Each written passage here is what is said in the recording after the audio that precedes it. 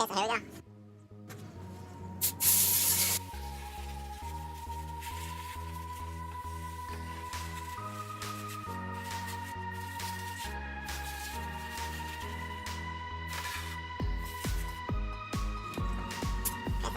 Okay, so next step after hosing it down, grab the degreaser. I used the gunk degreaser.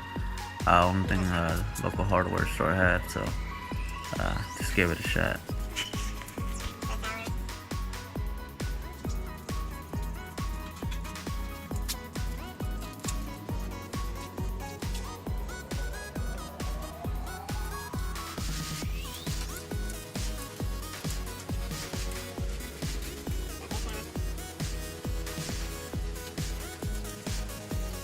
So here I got a brush.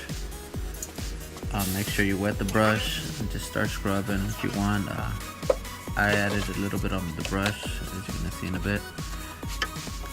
Just scrub everything down. I didn't have another brush so I could get deeper inside the engine. So, like I said, this car is it wasn't so dirty, so I just kind of wanted to keep it clean and give it my touches.